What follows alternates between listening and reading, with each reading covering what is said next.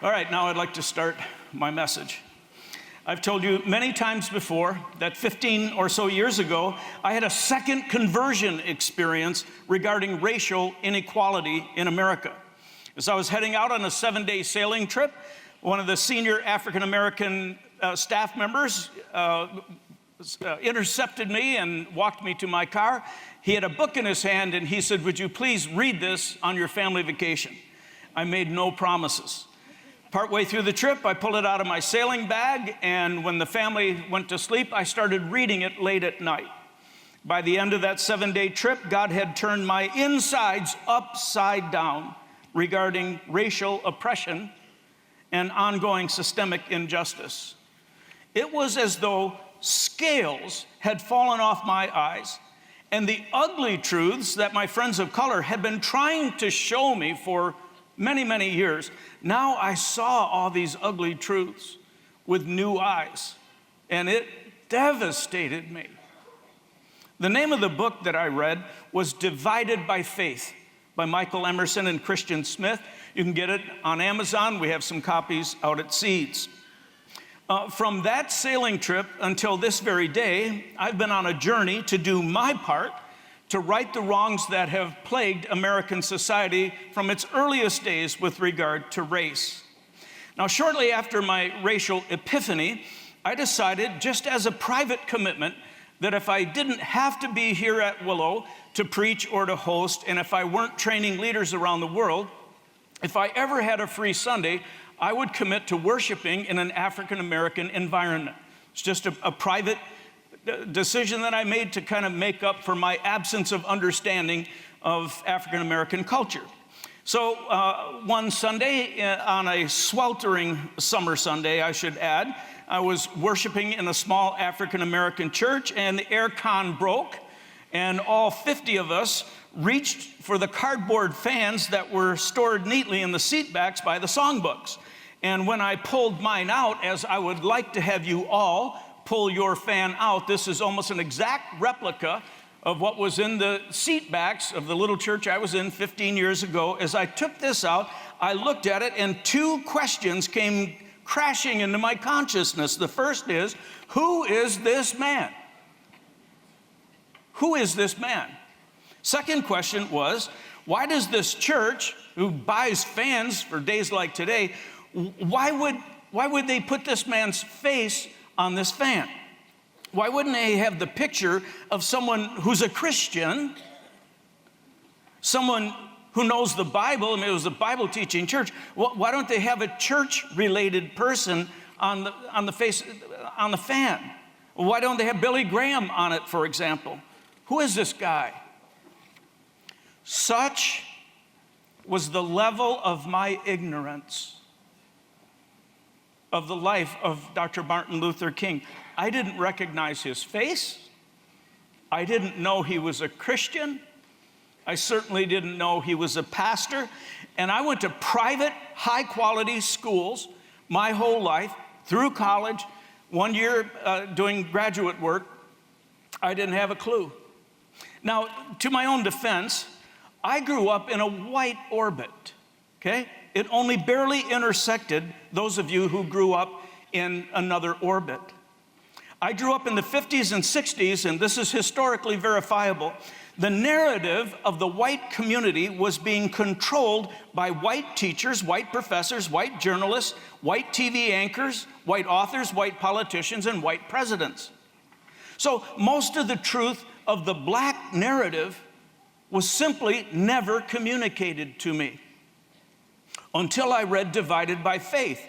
And soon after, I made a decision that's really helped me. But I had to make it myself out of my own volition. I decided I was going to have to seek out the truth of the black narrative on my own. I wasn't going to get it from the white community.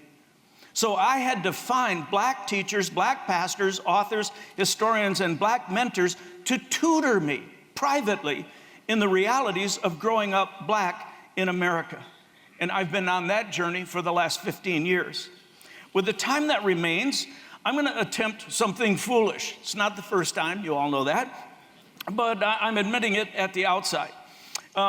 on that sweltering morning in church, when I looked at the mystery face on the fan, what I wished in that moment was that I could pause the service and that I could push a button that would open up a documentary film, maybe 25-minute documentary film, where I could come up to speed with who this man was, because I was the only one in the congregation that wasn't up to speed with this amazing individual named Dr. King.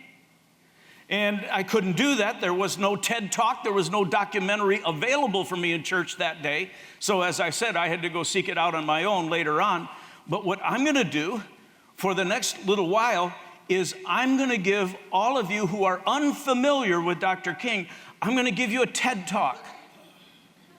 I'm going to give you a 25-minute documentary that I've spent a lot of time working on so that all of us can be up to speed with who this amazing individual was and why our entire country is celebrating his life tomorrow. And I want to start with the question that most people, you haven't heard the documentary yet. It could be terrible, but I accept your applause by faith. I really do. I want to start with a question most white people today still scratch their heads, and they say, how on God's green earth did the son of a Baptist preacher in the deep South during one of the most segregated and violent times in our history, how did someone like that ever wind up as a Nobel Peace Prize recipient and a national and international civil rights icon? How in the world did this happen? Or maybe there's a better question. What were the significant contributing factors that made Martin Luther King into a history shaper? So I'm going to give you these significant contributing factors, and if you want to make use of this fan, don't bother your neighbor with it. Get out something to write with, and I'm going to give you 6 reasons. 6 reasons why Martin Luther King wound up being a history maker. The first, all his biographers would say, was his family. He grew up in an extraordinary family. His dad was a proud, educated man, spiritual. He pastored a church outside Atlanta. He loved, challenged, and disciplined. He was a firm disciplinarian to Martin. His mother was a tender-spirited woman who played the organ in the church that his father pastored. She showered young Martin with affection and attention. Did you know who the most significant person in Martin Luther King's life was as he was growing up? Any of you trivia people know who he was most bonded with more than any other human being? His grandmother. His grandmother. They had an almost supernatural connection. So much so that when she suddenly died, Martin wondered if he could find a reason to keep on living. The loss of his grandmother shattered him. He was inconsolable and almost couldn't find the energy to keep on going with his life. Martin had 2 siblings, an older sister, Christine, a younger brother named Alfred Daniel. Now, what you have to understand about the King family is that they had to help Martin come to terms with why in a free country where slavery and segregation had been abolished since the middle of the 1800s, why could there still be so many signs all over the place in the Deep South that whites were clearly superior and blacks were clearly inferior? Everywhere young Martin went, he saw brand new shiny drinking fountains that said whites only over them. 3 feet away, there'd be a filthy, rusty drinking fountain that said coloreds only over it. There were signs like that everywhere. Signs over restrooms, elevators, restaurant counters, swimming pools, motels, barber shops, and the list could go on. This made no sense to young Martin, and it bothered him deeply. And it was his stable, loving family who said to him 1,000 times, Martin, never feel that you are less than anybody else, ever. You are a somebody, Martin Luther King. You are a somebody. But the King family gave Martin Luther King a solid foundation he could build his soon-to-be extraordinary life on. The next significant contributing factor to King's life was his church. the Baptist church that his father pastored. His biographers all reference the fact that his church was actually his second home when he was growing up.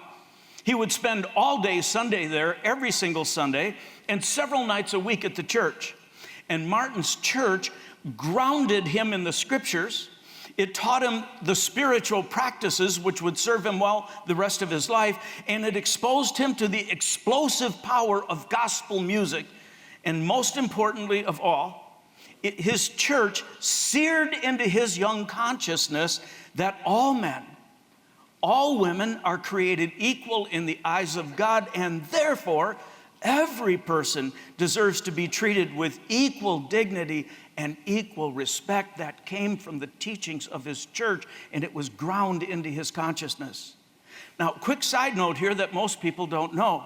The older Martin grew, the more conflicted he became about his church. Half of him loved it so much that he dreamed of becoming a pastor someday. And the other half of Martin was becoming embarrassed about his church, even embarrassed about his own father's preaching, and he loved his father. But he thought his father's preaching was too emotional. There was too much heat and not a lot of light. There was not enough intellectual rigor in Martin's view. He also thought there was too much of an emphasis on the congregation hanging on until heaven instead of the emphasis about changing things and making things right here on earth between now and heaven. And so slowly, Martin's myopic love for his church faded, and he became increasingly disillusioned with his church and the church. I'm going to circle back to that later. The next significant contributing factor, how Martin Luther King became a history shaper, was his education. Martin's parents knew by the time he was 5 years old, he had exceptional learning capabilities. Not only that, he was curious about everything, and he was confident that he could acquire and retain information. One day after school, he came home and burst into the living room and said to his parents, "I'm going to get myself some big words someday." He wanted to learn big words, and no one doubted that he would. Before long, he was skipping entire grades in school. He was being advanced through them. He started high school at age 13. Elevate, are you listening to me right now? At age 13. He entered Morehouse College at age 15. Impact, any of you going to college next year? Teachers and professors had never seen the likes of his mental acuity. Eventually, he graduated from Morehouse with a degree in sociology, from Crozier Seminary with a divinity degree, and from Boston University with a PhD in theology. But more impressive to me than all his degrees was the approach to learning that Martin adopted throughout the course of his life. Martin never really settled for only reading what his professors assigned him to read. He said, that's not true learning, that's just indoctrination. So once a professor would assign him a book to read, Martin would eagerly search an equally impressive scholar who held the exact opposite view that his professor wanted him to have, and then he would seek to understand both views and see whose arguments were most persuasive or whether there was any possibility of synthesis. Quick time out here, no show of hands, okay? Just hold on to your fan, no show of hands. How many of you get most of your news from one source?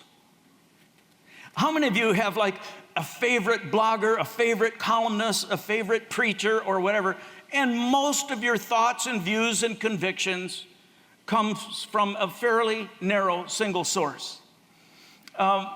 Most of us do our learning that way. It's the easiest way to learn. It provides less anxiety, I might say. Not Martin Luther King. Were he alive today, he would watch an hour of CNN, and then he would watch an hour of Fox. He would read articles from the far left, and then he would read articles from the far right. He would read on both sides of every important social issue of our day, and he would live intentionally in the tension of those varied ideas so that over time and with help from the Holy Spirit, he could form his own deeply held conviction on all these important matters. This is a very unusual way to learn. This is an arduous way to learn, but laudable. Most of you know that Dr. King, PhD in theology, was heavily influenced by Gandhi. He was also influenced by Niebuhr, Kierkegaard, Hegel, Tillich, and dozens of other thinkers who had a wide, divergent set of views, you see. But by using the power of the dialectic, King eventually formed a personal set of values that became unshakable because he had done the hard work of synthesizing or comparing ideas and allowing the Holy Spirit to decide which ones would become his own. His bedrock value that you all remember from history was nonviolent protesting. Many of you just assumed that he woke up one day and said, I'm going to be a nonviolent kind of guy. He studied both sides of that issue. He studied whether or not it's best to overthrow a government that's racially prejudiced, you see. So he studied all sides of that argument, and he was eventually led by his reading and by the Holy Spirit to adopt this bedrock value of nonviolent protesting, which, by the way, eventually broke the back of segregation across the South. But I want you to understand, the man whose face is on this fan was brilliant. And he was an exceptional learner, and he was fearless in his approach to expanding his mind. That differentiated him from almost all the other colleagues of his day. The fourth significant contributing factor to Dr. King becoming a history shaper was his communication skills. In a moment, I'm going to read to you some excerpts from his speeches and writings, but before I do, I want to dispel any myth that exists in this room that writing, speaking, and speech making and so came naturally or easily to Dr. King. Nothing could be further from the truth. Preparations for sermons, speeches, books, and letters were filled with anxiety for Dr. King. They were agonizing. His preparation time was agonizing. He fiddled with single words for hours at a time. He wanted to make words dance because he felt if words danced in a certain way, they would dance beyond the mind and into the hearts and souls of people. He rewrote some sentences dozens of times to get both the phonetics and the pacing just right so that they would be memorable. Dr. King painted word pictures so vividly you would feel transported to the snow-capped Rockies of Colorado or to the hills and molehills of Mississippi. He knew the power of words, and he sought his whole life to harness their strength for social and spiritual transformation. I've never read anybody in all of history, and I love biographies, I've never read anyone who worked harder at the assemblage of words than Dr. King. So now I'm going to read a portion of his letter from a Birmingham jail. He's been arrested for peaceful protesting, thrown in a jail, and with just some pieces of paper to write on, he wrote these famous words. We have waited for more than 340 years for our constitutional and God-given rights. The nations of Asia and Africa are moving with jet-like speed toward gaining their independence, but we still creep at a horse and buggy pace, right? Jet-like speed over there, horse and buggy pace toward gaining a cup of coffee at a lunch counter. The power of words. Perhaps it's easy for those who have never felt the stinging darts of segregation to say, wait. But when you have seen vicious mobs lynch your mothers and fathers at will and drown your sisters and brothers at whim. Did you catch that? Lynch your mothers and fathers at will, drown your sisters and brothers at whim. When you have seen hate-filled police officers curse, kick, and kill. Curse, kick, and kill your black brothers and sisters. When you see the vast majority of the 20 million Negro brothers and sisters, smothering in an airtight cage of poverty in the midst of an affluent society. When you suddenly find yourself tongue-twisted and speech stammering as you seek to explain to your 6-year-old daughter why she can't go to the public amusement park that has just been advertised as open to all on television, when you have to concoct an answer for a 5-year-old son who's asking, Daddy, why do white people treat colored people so mean? When you take a cross-country trip and you find it necessary to sleep night after night in the uncomfortable corners of your car because no motel will take you in. When you are humiliated day in and day out by nagging signs reading white or colored. When your first name becomes, and he used the N-word, I will not. When your first name becomes the N-word, your middle name is always boy, however old you are, and your last name, John, and your wife and mother are never given the respected title of Mrs. When you are harried by day and haunted by night by the fact that you're a Negro, living constantly at tiptoe stance. What a word picture, tiptoe stance. Never quite knowing what to expect next, and you're plagued with inner fears and outer resentments when you are forever fighting a degenerating sense of nobodiness. Then you will understand why it is so terribly difficult for us to wait. I've read those words scores of times over the years. They move me to tears almost every time. But now listen to how he ends that famous letter from a Birmingham jail. He ends it with hope, as he always did. Let us all hope that the dark clouds of racial prejudice will soon pass away and the deep fog of misunderstanding will be lifted from our fear-drenched communities, and in some not too distant tomorrow, the radiant stars of love and brotherhood will shine over our great nation with all their scintillating beauty. These are gorgeous words, assembled meticulously so that they would dance into our consciousness. When he finished those words, he put his pen down. His lawyers smuggled that letter out of the prison that day, made copies, and within weeks, 1 million people read that letter, including Robert Kennedy, countless other leaders around the world, and it created a sea change. Words on a piece of paper from a Birmingham jail. Martin Luther King understood the power of words and labored over the assembling of them like few others in human history, which is why his I Have a Dream speech is universally considered the most impactful speech ever delivered anywhere. It's why many school systems still ask children to memorize parts of it, like the phrase, I have a dream that my 4 little children will one day live in a nation where they will not be judged by the color of their skin, but by the content of their character. You remember these words 50 years later, 60 years later.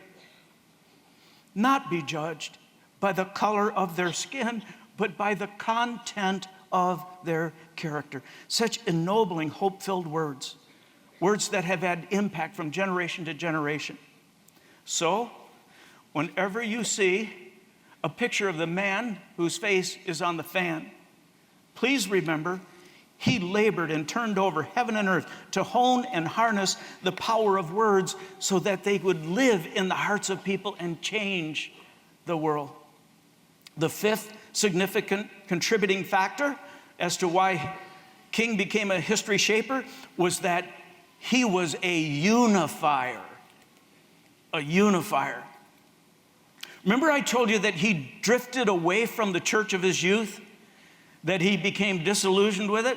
When he got into seminary, and a seminary professor said, hey, Martin, you grew up in a church. Your father was a pastor. You said you wanted to be one. How come you're not interested so much in the church anymore?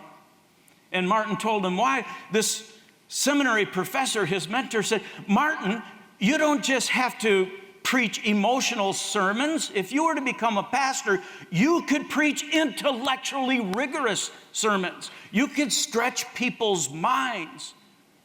You could build the case for the wisdom of God and how to change the world. And his professor said, if you were to become a pastor and preach intelligently rigorous sermons, you could mobilize people to be the hands and feet of Christ to actually change the way things are in a community.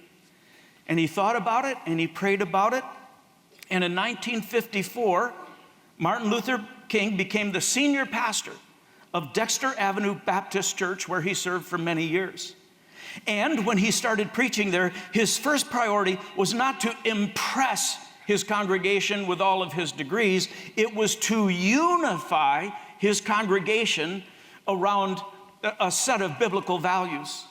And while he was doing that at his own church, he started meeting with black and white pastors in the Montgomery, Alabama area to see if he could unify them. It was in his heart to unify people. And something most of us who don't understand history that well, we fail to remember that there were scores of other civil rights leaders in the 50s and 60s, each with their own agenda and organization and followers. And truth be told, not widely known, most of the civil rights leaders in the 50s and 60s didn't get along with each other. They were highly competitive and trashed talk the other leaders of civil rights movements.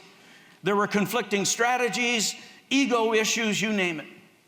So Dr. King said, we're going to have to unify all these civil rights workers or we're never going to have impact. So he used his razor-sharp relational IQ skills, his personal charm, and often a raucous sense of humor to slowly unify these splinter groups into one large movement that would be able to capture the attention of the nation. And need I even mention this?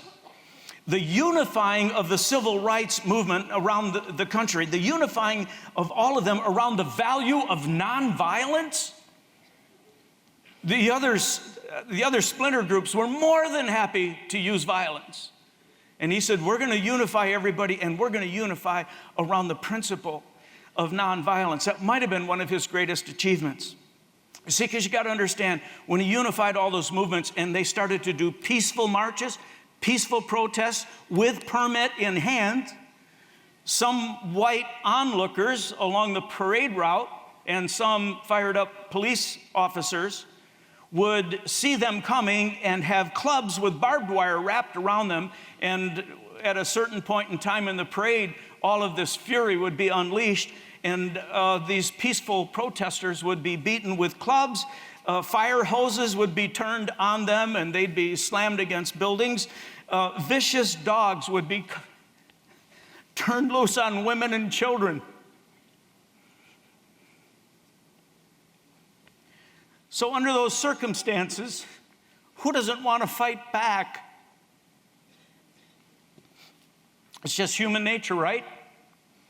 But Dr. King saw all that coming, so he would always hold a meeting the night before a peaceful protest march. And he would remind everyone who was going to march, he said, now listen to me. Jesus was serious when he said, we got to love our enemies. There are some people out there who hate us, and we got to love them because Jesus told us to.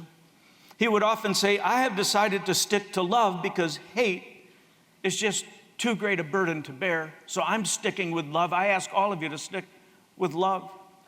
One of his favorite riffs the night before a protest, he would say, darkness cannot drive out darkness.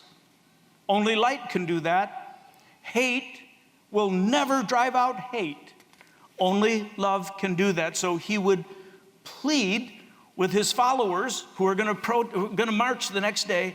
He would say, I ask you to absorb the blistering hatred and blows of your oppressor. I ask you to pray for those who will slap you and spit on you. I ask you to believe that love will triumph in the end. He said, just never strike back, ever. I'll say it again, the man whose face is on your fan was an extraordinary human being. He was a unifier in an age of great division. I could list many more significant contributing factors for why he became a history shaper. I'm only going to list one more for the sake of time. And I could call this last reason a lot of different words. I'm choosing the word resilience. He was a resilient leader.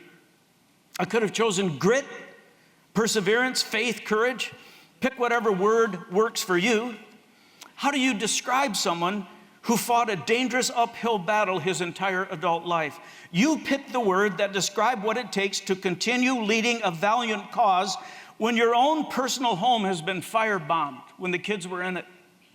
You pick the word that describes how you're